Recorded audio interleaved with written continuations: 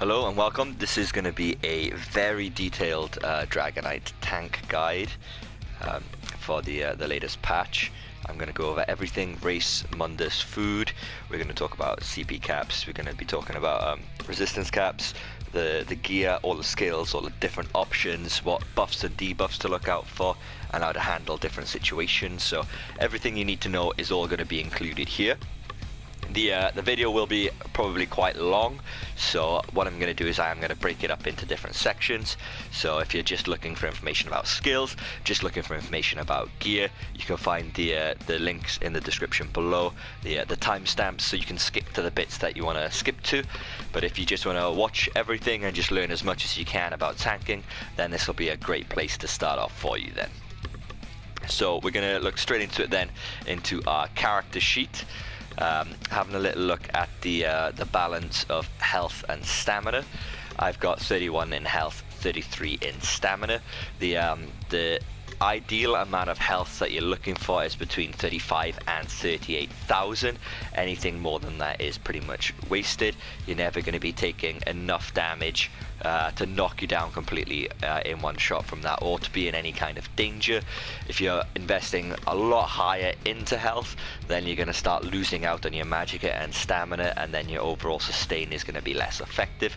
The only instance that you are going to need more health is if you are the main tank in Asylum, in which case the last boss does hit pretty hard, and the extra bit of health can help a little there. But also you got to factor in as well, I am sitting at 38,000 here. This is with the Ebon buff. My regular health without Ebon would normally be about 37. You got to factor in, if you're not wearing Ebon in a trial, the Ebon buff will add 1,000, and then you also have to factor in the Warden buff, which is going to add another 3,000 to 4,000 on. So if I was in this character right now and I was also being hit by the Warden buff, I'd be sitting at about 41,000, 42,000 health. That is more than enough. Pretty much every group will run either a Warden as an off tank or a Warden as a heal. Sometimes you also get Warden damage dealers, so the Warden buff for the extra health, that minor toughness, will be active, so factor that in as well. So if you're sitting at 35,000 health and you're about to go into a trial and you feel like this isn't quite enough, don't worry. While you're in the trial, you will be pushing up to 40,000 with all the extra buffs, the Ebon and the Warden buff, and that is plenty. You do not need any more than that. Don't be too selfish. You will pick up bad habits. So 35 to 38 is the perfect threshold for that. I've got 18,300 magicka, a very huge pool to draw from, so I can always keep my blockade up 100%. I know I can use Green Dragon Blood, I can throw orbs to my team, I can keep my team properly buffed and keep the ads properly debuffed. So a great pool to pull from there, and the stamina is 21,500, nearly 22,000. We always need our stamina to be higher than our magic, so when we activate synergies like shards, orbs, those kind of things, that it restores our stamina as our primary, because while blocking you do not get stamina recovery. If you notice on this, we don't have a huge amount of recovery. That is fine. While blocking, we don't recover any stats, any stamina, so there's no point having a huge amount of stamina recovery because we won't recover any. So this is why we need our stamina to be higher, so when we activate synergies, we are restoring that stamina that we don't get back because we are blocking. So moving down here, I've got the Lord as the mundus stone to increase the health. You don't actually need to have this. I just like it for the little bit of extra health, because sometimes, you know, I do like to run things like Yolnacrin and Earthgore, and in those situations my health does tend to be a little bit lower, so that the Lord Mundus pushes it up that tiny bit further. You can switch this for the Atronach if you want to get the extra magic recovery, if you're finding your magic sustain is a little bit tricky. I run balance on this build and I have a great pool of magic to draw from, so I never struggle with magic sustain, so I've never needed the Atronach. But if you do find you're in situations where you're learning and you're struggling with the magic sustain, switch this to the Atronach and you will be fine. The race I've gone for is Argonian, and this is purely because of the passives we get as an Argonian. The passives increasing your healing done, so in your own situations where you need to be selfish, you need to heal yourself, then this becomes pretty awesome. I also run orbs on my back bar as well, which heal the group, and it gives extra synergies to the group to help with their sustain. The healers like to have the orbs so they can get extra sustain as well. So the more sustain in the group, the better, and the extra little bit of healing can be quite nice as well. Increasing our max health by 1,000, so already we got a little bit more max health to draw from, keeping us hitting that threshold a little bit easier for us. And then the most important passive, the whole reason why I run an Argonian, is the resourceful passive. This gives us an extra 1,000 magicka, so already we have a bit more magic to draw on. And then whenever we drink a potion, we restore 4,000 health, magic and stamina. We run tri-potion, so this is absolutely fantastic for our sustain. Whenever we activate a potion, we're essentially fully healing and fully restoring our magic and stamina, and that makes this sustain pretty much infinite. We never really get low on sustain. I also run potion cooldown enchantments, but we will go over that in just a moment. So the sustain on this character is absolutely fantastic. We never really run low, so this is why I run the Argonian. You can run a Nord as well. Nords do get extra resistance, and they do also get the extra ultimate. The extra ultimate means you can hit your Warhorn a little bit faster, which is nice, but I just like the Argonian purely for the potion passives, and I kind of like how they look as well, so I'm more leaning to Argonian, but a Nord is also a perfectly acceptable and perfectly good character to use in raid setups as well. And having a little look quickly as well, so I'll activate my balance. So my resistances here, 30,000 and 27,000. This is a little bit below the maximum, but depending on the content I'm doing, I will change my gear and I will change my CP setup to ensure I am hitting the maximum cap. So essentially what the resistance is, when the resistance hits 32.5 to 33,000, it doesn't go any further than that. What I mean by this is if somebody has 33,000 spell resistance and another person has 100,000 spell resistance, if they get hit by a spell, they'll both take the exact same damage. It does not change. So you can have 1,000,000 spell resistance, it does not matter. Once you hit 32,500, that is it. Anything after that is a complete waste. So always have a look at your character sheet once you're all geared up, just to make sure that you're not going over and you're not wasting anything. So if you feel like you're running a Mighty Chudan as a monster set for that extra defense, but then you're hitting 40,000 physical and spell resistance, you don't need that Mighty Chudan set, so you can swap that out maybe for like Bloodspawn, Lord Warden. You can swap it out for Earthcore, you know, Stonekeeper, anything like that, and you know you're still going to be hitting the resistance cap, but then you're getting the extra benefits of the other monster sets as well. So always keep an eye on your resistances. You can change that with your CP as well. Different trials will require different CPs, so just be mindful of all that as well as you go through, but try not to go over your cap. Having a little look at our food and our potions then. So I like to use the Bewitched Sugar Skulls. They are very cheap to use, but you can use regular tri-food as an alternative, and the crown tri-food you get in these daily rewards and crown crates is also a brilliant setup to use. The only difference between those and the Sugar Skulls is that this gives you health recovery as well. The extra health recovery is nice, especially in things like Cloud Rest, where you get a big healing debuff on you and your health gets really low and you need to recover to max. That extra health recovery will help you push that a little bit faster. But this will give you max health, max magic and max stamina for 2 hours with that bit of health recovery. So you've got all of your maximum resources buffed then, so you can go a lot further. Potions, any potions are fine. For the tri-potions, you can use the tri-potions from the crown store or the crown crates. These give you health, magic, stamina and recovery, and then you can use the regular tri-potions that you can craft as well, restoring health, magic, stamina and giving you recovery. These are all pretty much the ideal potions that you use in every scenario and every trial. One hit of these will pretty much fully restore every stat. Don't forget, Essence of Lingering Health is also fantastic for Cloud Rest as well, when you get a big heal debuff on you and you need to recover to full, and you can't burst heal because of the debuff, so this will give you an extra 1,000 health per second and the major vitality for the extra healing. So this is an amazing potion to have in some of these niche scenarios where you do get the heal debuff, but otherwise for the majority we are going to be looking at the tri-potions there.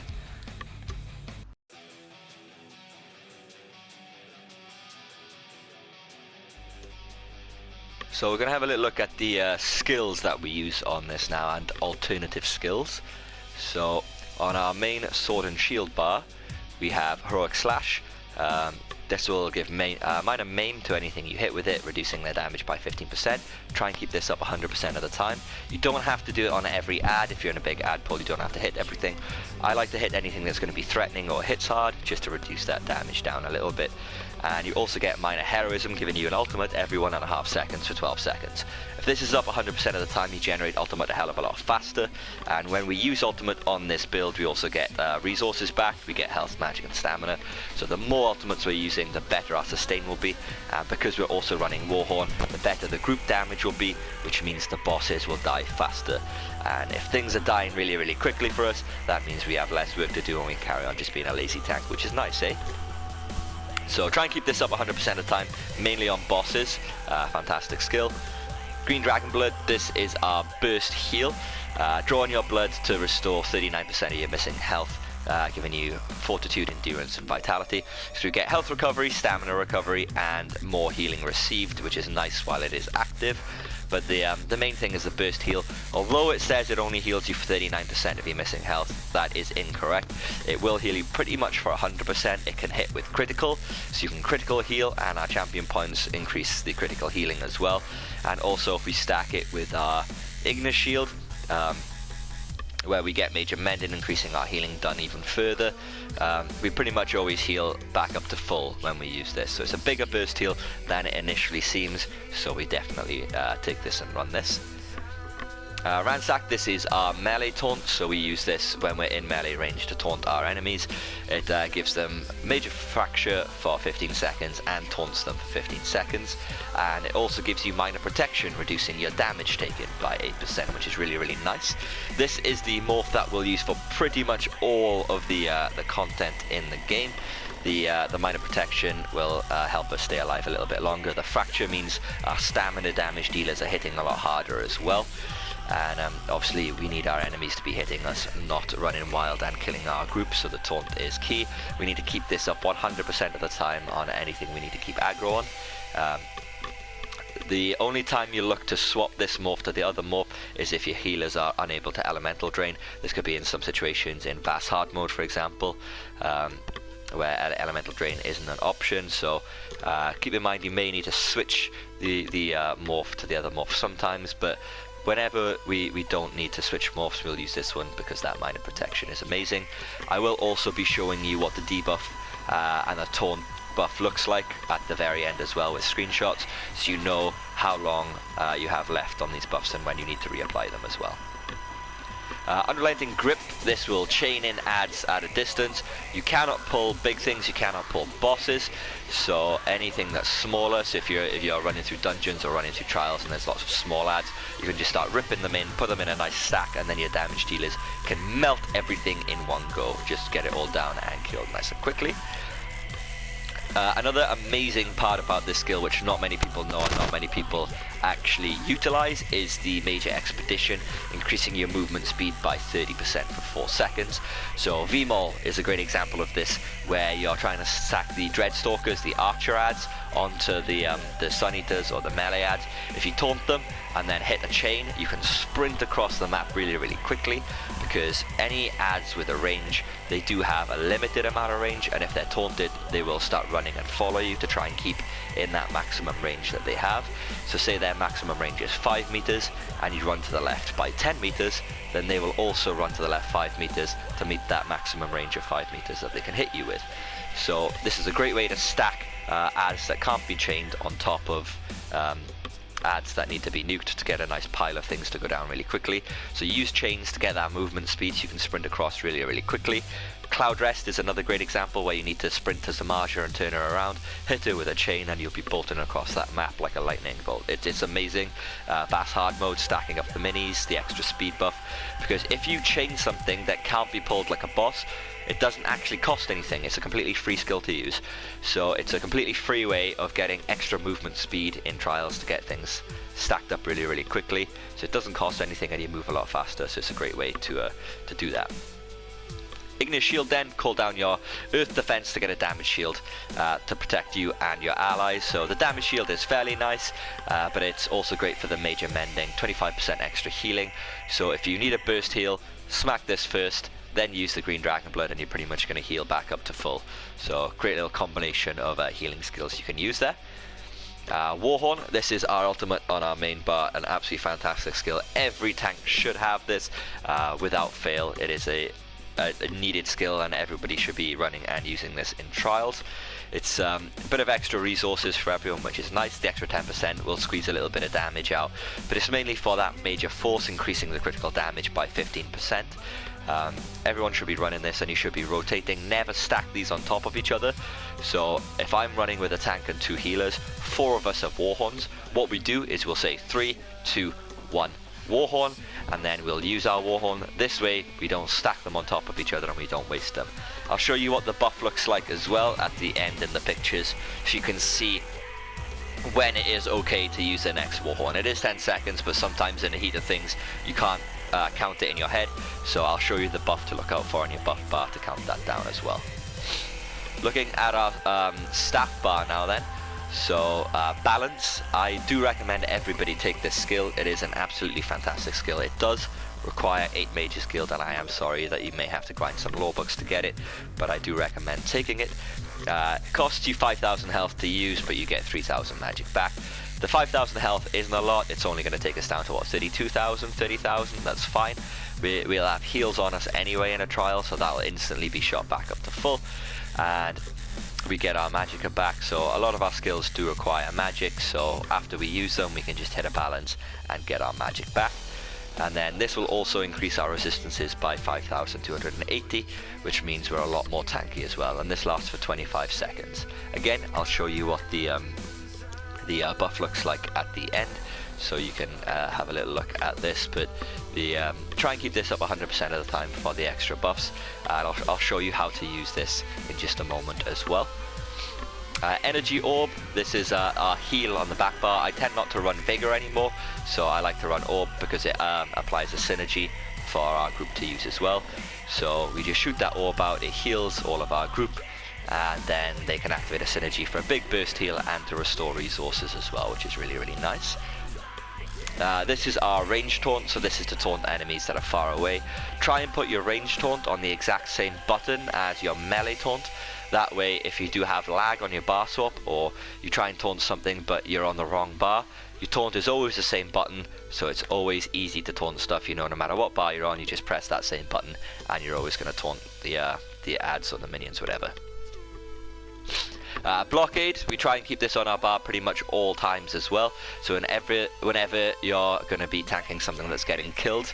So if you're in VAA tanking axes, for example, you don't need this skill because you're not going to be killing the axes, but anything that's going to be tanking that your DDs and stuff are going to be killing, then I'd recommend taking Blockade.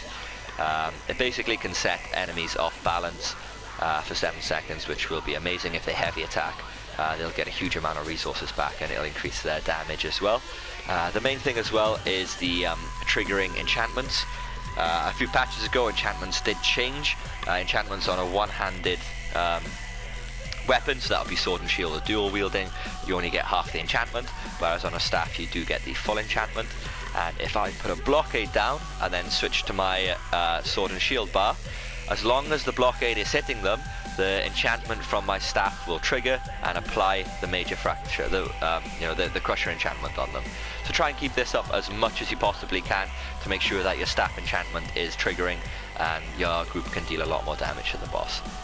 And another flex spot here is the crushing shock. I like to have it just in case bosses or mobs jump away and you need to interrupt them. This is a complete flex spot. There will be instances where you don't need to interrupt anything, so you can just take this off. I will go through the alternative skills that you can swap this out for in a moment as well. Magma Shell is our ultimate on this bar. We aren't as tanky on this bar because it's a staff, not a sword and shield, so we can be prone to more damage. In instances like Cloud Rest, if our sword and shield gets overloaded and we are getting a lot of damage taken, and we're stuck on this bar, then we can have Magma Shell as our oh shit button. It makes us invincible essentially for 12 seconds because we only take 3% of our max health as damage for 12 seconds.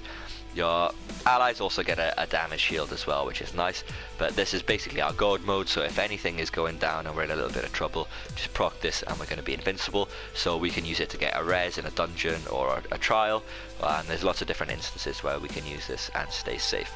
So if you notice, we have a heal on both our bars, so no matter what bar we're on, we can just chuck a heal out. And we have a defensive ulti on our weaker bar and a more aggressive ulti on our more defensive bar. So this is how I've got the main skill set up. If we have a little look at alternative skills and passives, we run this so whenever we inflict direct damage, reduces the enemy's movement speed. It's not that relevant, but it works really nice in combination with our chains.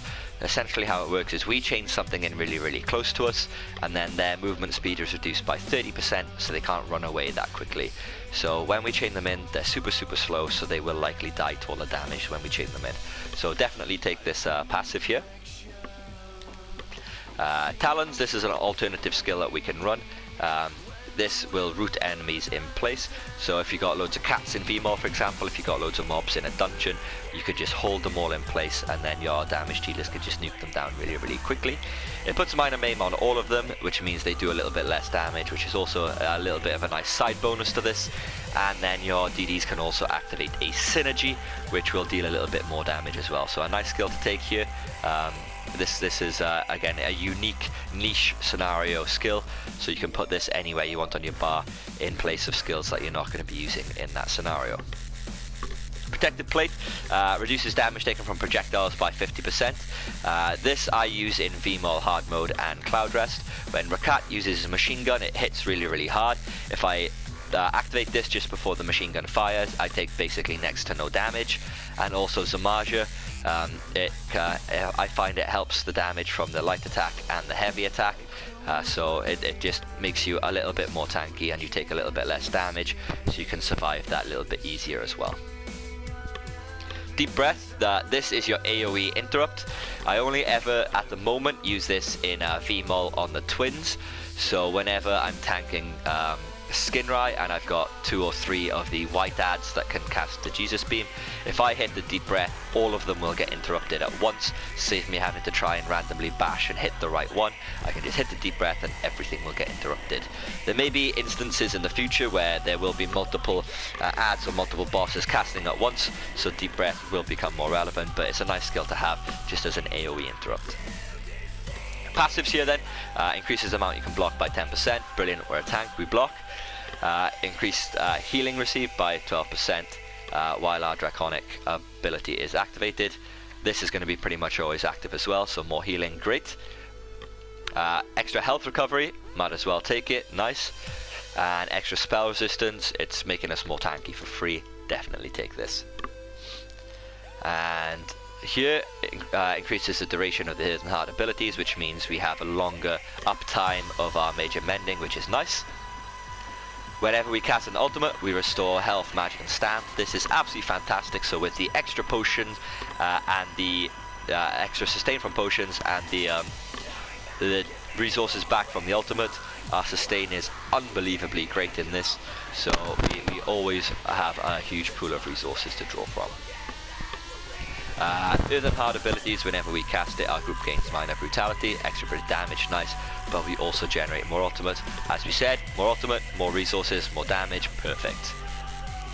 And then whenever we cast a non-stamina ability, we restore stamina, so every time we activate this, we get stamina back, perfect. So while we're giving our group damage shields and increasing our healing done, we're restoring our own stamina. We can use this as well to trade a bit of magic for stamina, so if we're finding our stamina is getting a little bit lower, but we have a huge amount of magic, we can cast this and then we can push our magic back up a little bit as well. Push our stamina back up to balance it out a little bit. Looking at the one-handed and shield, this is a nice alternative ultimate to take if you're tanking axes, for example, or if you're tanking anything that's going to be far away from the group.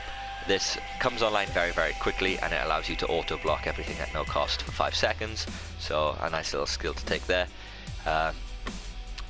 We've talked about these. I tend not to use this very much anymore, but you can use it again in the instances like VMOL and Zamaja where you get a big amount of magic damage. You hit this, and then the direct damage projectile that hits you, you'll heal, but I don't really run it much anymore myself. Shielded Assault then, what this does is you basically jump across the map to land on the enemy. The only time I use this at the moment is in VHOF hard mode on the last boss. You can use it not on hard mode as well.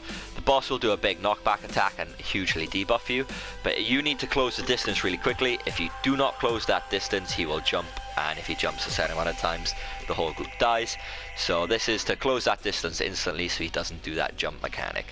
You can use it as well sometimes if you need to close a lot of distance in boss fights. It's a little bit of fun really, but it's only really used at the end boss in VHOF.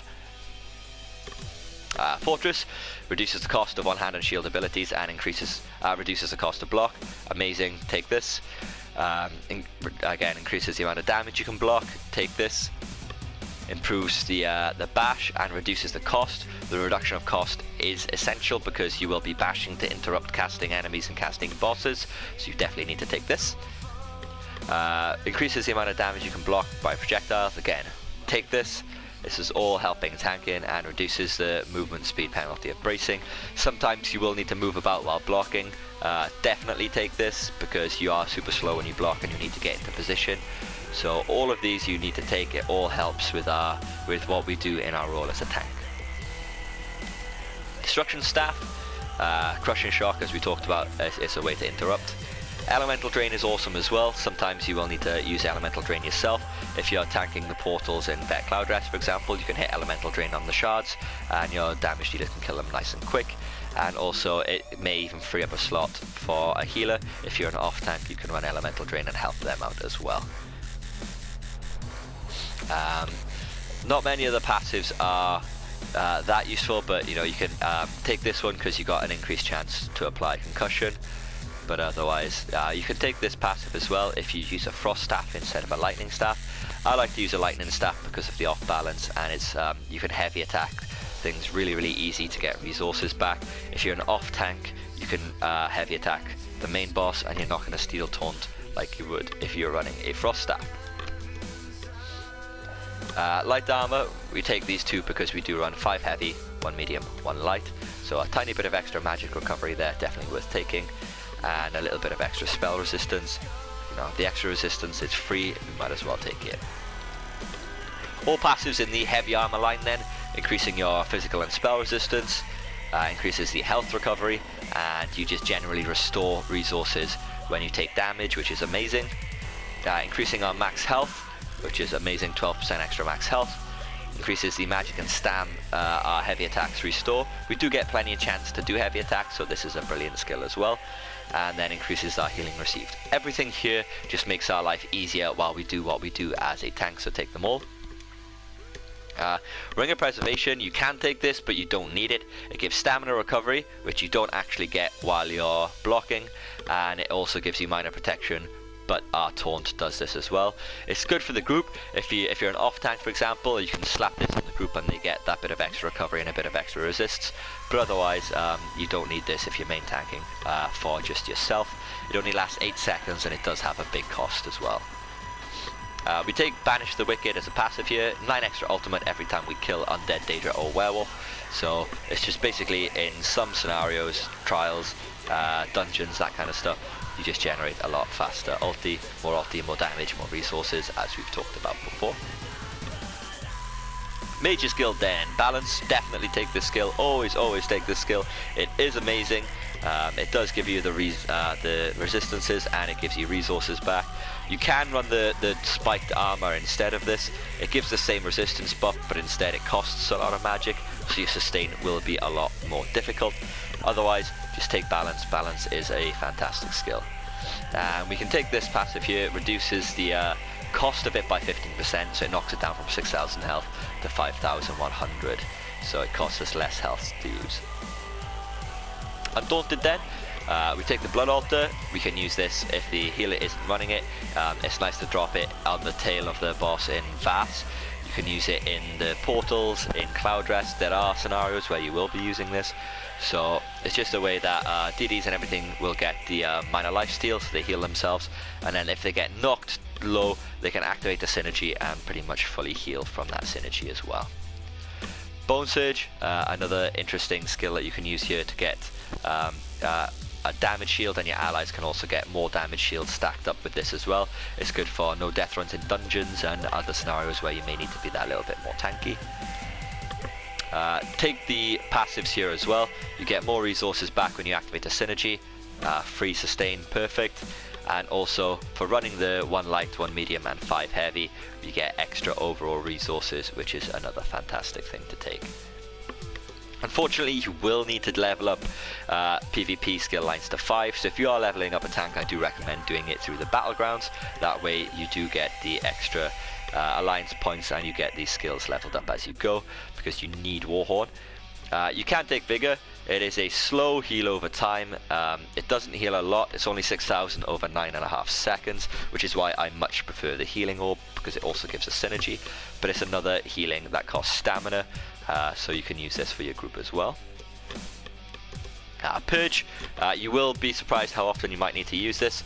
Use it in Vast, where you need to purge yourself. You can use it in VHOF on the first boss, because you're going to be moving those dinosaurs into position, and sometimes you may be out of range of the group and you need to purge yourself. It can also be taken on the twins in VMOL, just to keep up the extra purges. So definitely get this skill. It is a fantastic skill to have, and it will be relevant in those unique and niche scenarios. Sometimes in dungeons you'll get hit by debuffs as well, so you'll be able to purge. And then Guard, create a life bond between you and an allied player. While bonded, you take 30% of the damage that they would receive. So in scenarios where there's going to be big damage, you can chuck this on another tank, you can chuck it on a healer, anything like that. You can even do it in dungeons if you want, just so they take less damage and they're more likely to survive. And then obviously we've talked about our Argonian passives here. Extra resources when you drink a potion, and extra health and healing. Fantastic skills to have, definitely take them. And that's pretty much it for the skills that we use on the tank. I'll quickly show you this is the spiked armor skill, which you can use if you don't have balance, but please get balance. It is a fantastic skill and I do highly recommend it.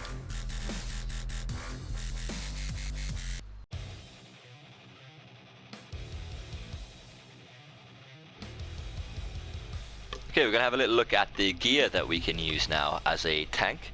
So, as standard, Evan Alkosh is the typical setup. This is used in most dungeons.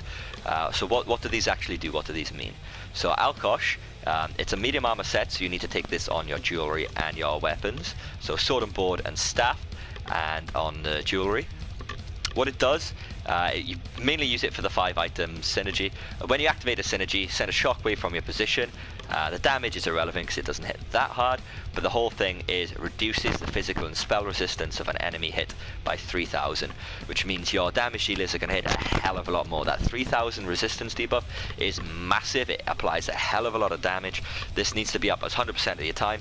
You're activating synergies as a tank anyway. Orbs, shards, conduit, anything like that you're activating.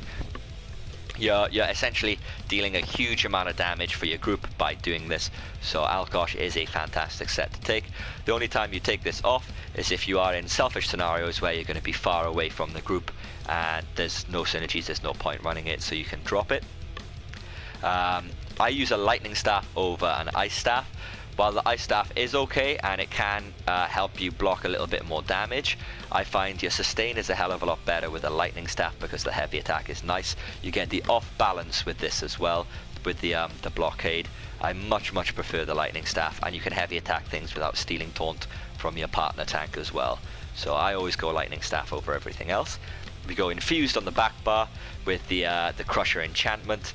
While this is active, so if you've got the blockade up and you're on your sword and shield bar, this will still keep ticking and you'll still apply that crusher enchantment. So if you activate a synergy with your Alkosh, you're putting 3,000 resistance debuff, and then while crusher's up, that's 5,000 less resists the opponent has, and then also with your fracture and your breach as well, that's 10,000. It's a huge amount of resistance debuff. So your damage dealers are going to love you for it because things are going to die very quickly. On the sort of board bar, this actually should be decisive. I haven't changed it yet. This is from a very long time ago. The weapon should be decisive to generate your ultimate that much faster. Defending is okay, infused is also okay, but try to take decisive. And I've got a weakening enchantment here which reduces their damage done to us. That little bit of extra less damage that we take can always help us overall. Infused, because this shield technically counts as a big piece, and I put a triglyph on here so we have more magic, more stamina as an overall. The more resources we have to pull on, the better, because our sustain will be a whole lot easier as well. And the bigger our magic and stamina, the more resources we'll get back when we activate the synergies as well. So try and have this infused if you can. Infused is the absolute best trait for this. If you can't get a triglyph on it, just get a health glyph on it. Infused, it should be infused on the big pieces here as well for the monster set. So I've got Lord Warden is a great set to use. Whenever you take damage, 50% chance to summon a shadow orb, which increases the resistance of all allies within it. You tend to use this if you're on off tank. That way all your DDs can stack up in that position. You can drop this where the DDs are, and then they all get a huge resistance buff. So they take a lot less damage as well, which is great. And just by having it equipped, you have more resistances yourself as well. Infused triglyph, it's a big piece, always do it. This should be infused. Again, I haven't transmuted it, I am lazy, please forgive me. Infused big piece Earthgore. This I like to use in VHOF, I like to use it in Cloud Rest.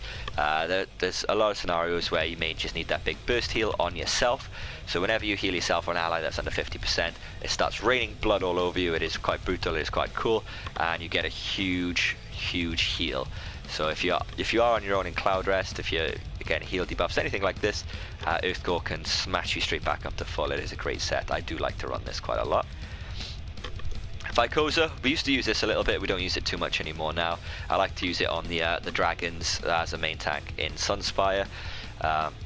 You bash an enemy, you've taunted, and you lower their damage by 20%. It is nice. This does stack with major and minor main, so you can, anything that's going to hit you for like huge, ridiculous, unstoppable amounts of damage, this can reduce that to make your life a hell of a lot more manageable, but we tend not to use this too much anymore now. Stonekeeper, fantastic set. It gives you stamina, magic, and health for the one piece, and then when you block, you gain stacks. After you get 6 stacks, it releases and you restore a huge amount of magic, stam, and health. So if you're at resistance cap and you don't really need any special buffs or anything like that, you can just take the Stonekeeper. This will help with your sustain. If you're having a little bit of trouble with sustain, again, Stonekeeper is a great set to use. If you're off tanking and you're away from the group, again, Stonekeeper, amazing. It helps you sustain, fantastic. Bloodspawn, this should be a triglyph and it should be infused. Again, I'm still a little bit lazy and haven't done that yet. When you take damage, 6% chance to generate ultimate and increase your resistances.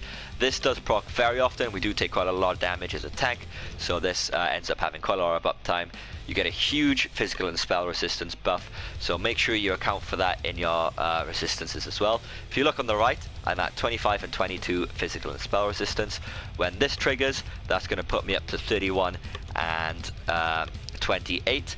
If you stack the 5,000 on balance on that, I will be well over cap, so I know I'm going to be safe with this when this Bloodspawn triggers as well. So always factor in these resistances with your current resistances and your balance to make sure you're not going way over cap. Alternative body pieces that we can run as well as our standard. So Ebon, a great set. Big pieces infused with triglyphs. Big pieces count as head, chest and legs, so all of those you definitely want to have infused with triglyphs on. Small pieces count as feet, hands and waist and shoulders. Ideally you want sturdy on all of these with a maximum health glyph. Ebon is a great set to use.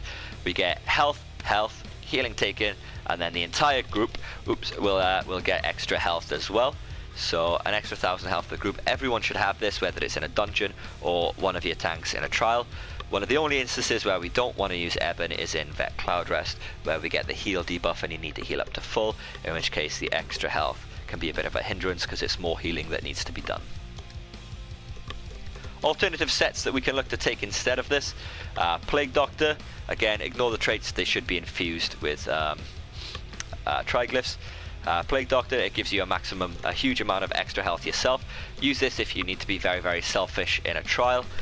Sometimes it could be used in VAS, for example, where you're tanking the main boss. You're getting hit quite hard, you're not too comfortable. Take Plague Doctor, get that extra health. If you need to be selfish, don't be afraid to do it. Yolnacrin, and an amazing set. I often use this when I'm main tanking, and then I have the off tank run Eben. So it's normally Yolnacrin Alkosh on the main tank, Eben Alkosh on the off tank, unless it's a special kind of mechanic, a hard mode, anything like that where you need to change it up. But for the majority of things, this is the standard setup, is Yolnacrin on the main tank. What it does is it gives you minor Aegis, reducing your damage in dungeons by 5%. Amazing. You're extra tanky, great. And also, one of the main things you get here is when you taunt an enemy, you give yourself and your group members minor courage, increasing their spell damage and by 129. So extra damage for your group, they're going to hit harder, so it's an amazing set to take. You're more tanky and your group hits harder. What's not to like on this?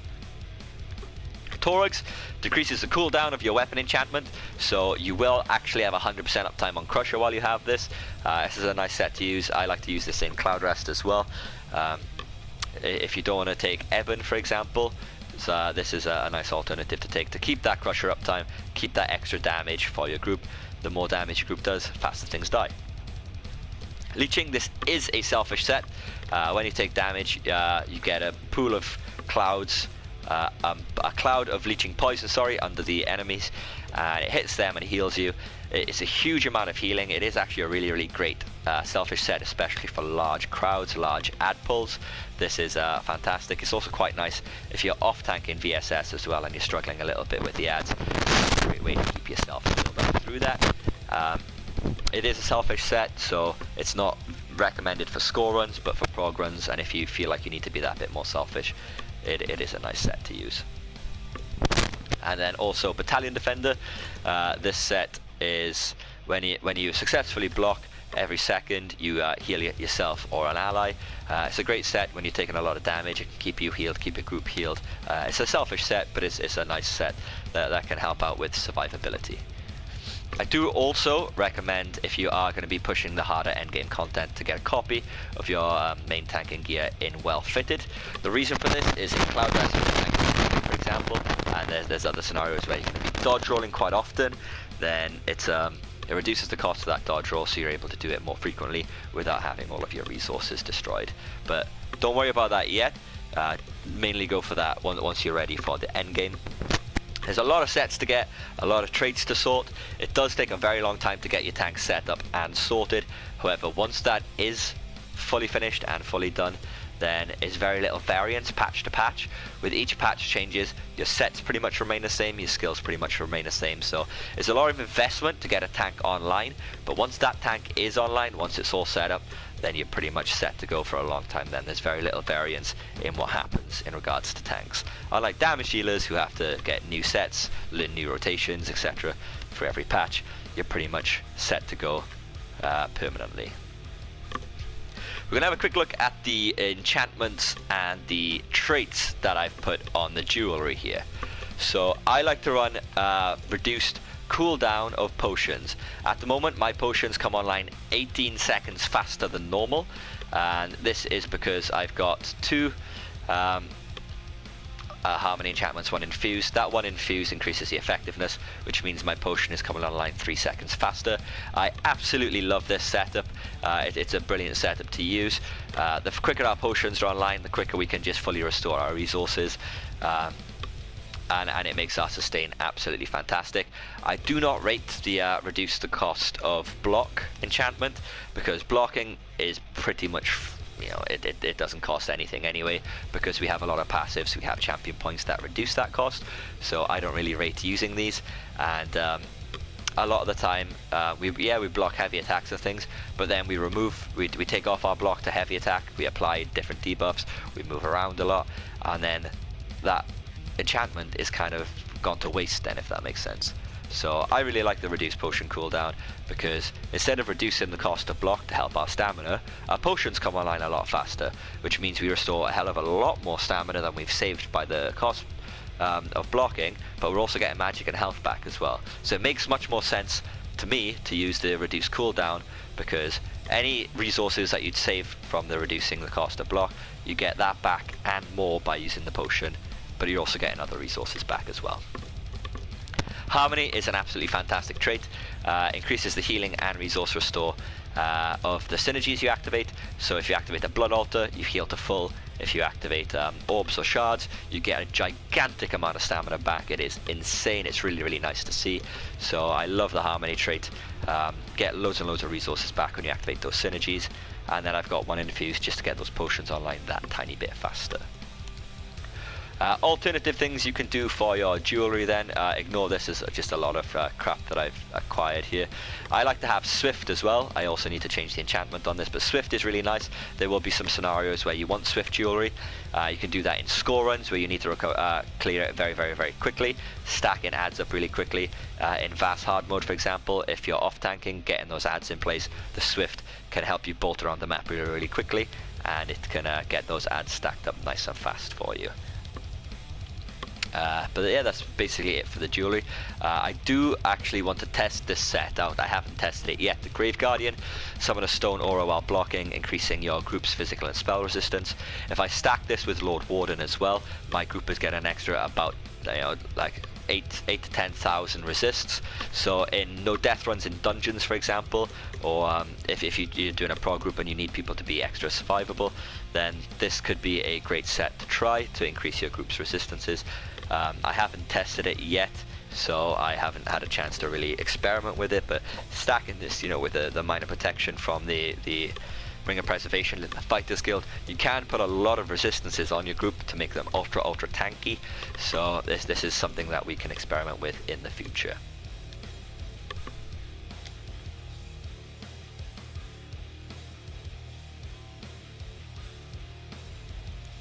So we're going to have a quick look at the champion points now, but bear in mind these are subject to change depending on the content that you are doing. It will vary quite a lot. So jumping quickly in then, so reduce the cost of break free by 20%. You will get stunned sometimes. There will be instances where you need to break free. The less this costs, the better, because it does cost stamina, which is our primary blocking resource. Reduces the cost of sprint. I like to have this a little bit high because I do like to sprint around, stacking up adds and trash pulls as we go along. The less this costs, the better. You can put into reducing the cost of bash as well. You probably should have stuff in this. I've just got a unique setup here for Cloud Rest that I was running. But when you bash something, it interrupts them, but it also costs a bit of stamina. I tend to keep the Crushing Shock on my Baron and use Crushing Shock as an interrupt because it is a bit more reliable. Sometimes I find bashing doesn't actually hit the target properly, but yeah, you will need to interrupt, so you can put some champion points in here if you like. You should put some in here as well. It's quite nice. I like to have it. It's just not in there at the moment because I've been running Vet Cloud Rest plus 3 prog, so it's a little bit different. But as general content goes, increases the magic and stamina of fully charged heavy attacks restore. This is great. You do tend to heavy attack to get resources back quite a bit when you're safe to do so. The more resources back, the better. Increased magic recovery, which is nice. More magic to use is always great. Reduces cost of block. This is the whole reason why we do not need the enchantments on our jewelry, because it is a waste. Blocking costs 23% less. It basically costs nothing, so it's a nice thing to have. And reducing the cost of dodge roll when you need to dodge roll heavy attacks, when you need to dodge roll AoEs and damage. This is a great skill to take there.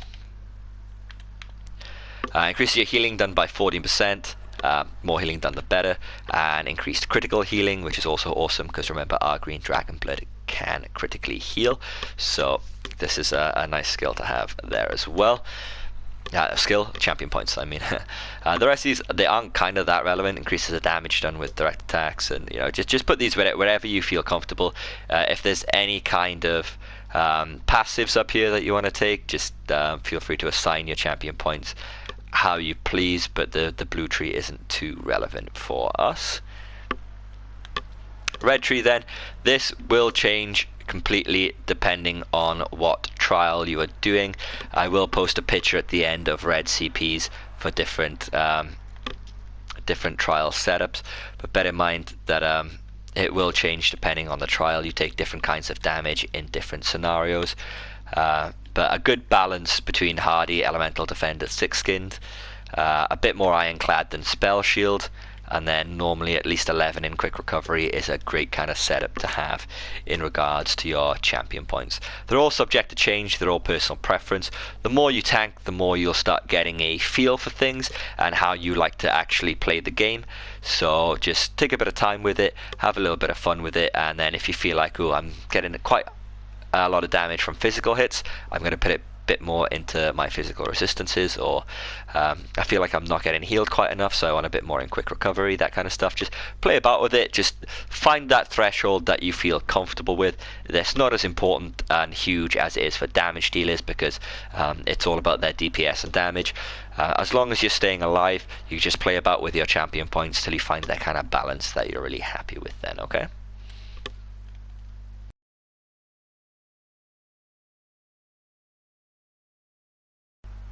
So if you have a little look on the buff bar here, on the bottom left we have the Warhorn, the actual Warhorn itself, and then on the bottom right part we have the actual buff that's given to the Warhorn, the Major Force.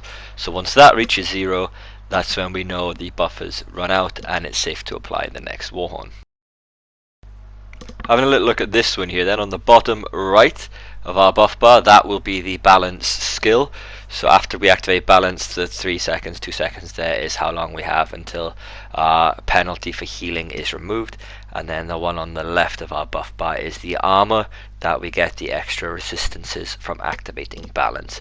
So keep an eye on that. Once that gets low or reaches 0, you know you need to apply balance again to get your resistance buffs back online, so you know you're going to be that extra bit tanky. Have a look at this. This is from our heroic slash then, the button square. When we activate this, the one on our buff bar is the minor heroism, so that is counting down from 10 there, as you can see.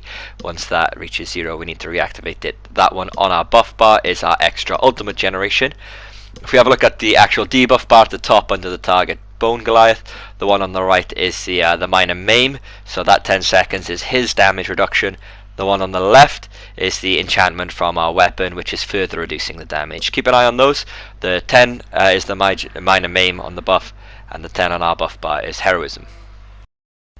Having a look at this one then, we have the taunt on our top right. So under the Bone Goliath, his debuffs on the very right, that broken shield looking thing, that is the taunt. That is the main thing you need to look out for as a tank. If that is not on the enemy, that means you do not have taunt. So while that is active, that means your taunt is live and you do not have to retaunt until that gets close to 0. The one right next to it with the same amount of time, that is the fracture that's applied. That will always get reapplied the same as taunt, so you don't have to keep an eye on that. On your buff bar, the same timer as the taunt, that is your minor protection. You do not have to keep an eye on that. It's only the taunt, because the fracture and the protection will apply at the same time. And again on the left, as you can see, our weapon enchantment has procced while activating our skill, one-handed shield skill. So keep an eye on that top right skill, memorize that. That is a taunt, that is the most important debuff to look out for. So having a little look at this one, on our buff bar here is the Major Expedition. So when we activate our chains and we get the extra movement speed, that is the buff that you see on your buff bar. You can see it while you're moving, you'll be moving a little bit quicker. It only lasts a couple of seconds. It's not something really to keep an eye on, but it is something that is there. Finally then, having a look at the elemental blockade. If you look on the top right, it's got that blue symbol with a bit of confusion by the looks of it. That is off balance. When that comes up, that means the enemy is off balance. If it is safe to do so, rip a heavy attack, because you will get an incredible amount of resources back during that time. But that all just means that the enemies are taking more damage. So if you see that buff on the enemy, you know that means that they are off balance. The one next to it then, that's almost run out there, the kind of broken shield that looks very similar to what the taunt looks like, that is the Crusher enchantment. So while that is up, that means the enemy has been afflicted with the Crusher and that their resistance is further decreased and they're taking more damage. When that runs out, just be aware you may need to reapply your blockade to make sure that the Crusher is still ticking and you can apply the off balance there. pretty much that's it for the main buffs to look out for as a tank. Just keep an eye out for that taunt. That is going to be one of the main things to watch for, making sure you have taunt at all times. If you do have any questions, feel free to leave any comments below, send me a message, anything like that. There's a lot of things to cover here. I may well have missed something.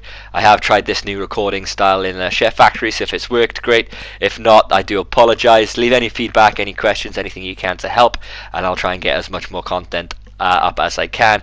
Maybe I can do some commentary over live tanking that I've done to further help explain mechanics and my thought process as it goes. But until next time, thank you and goodbye.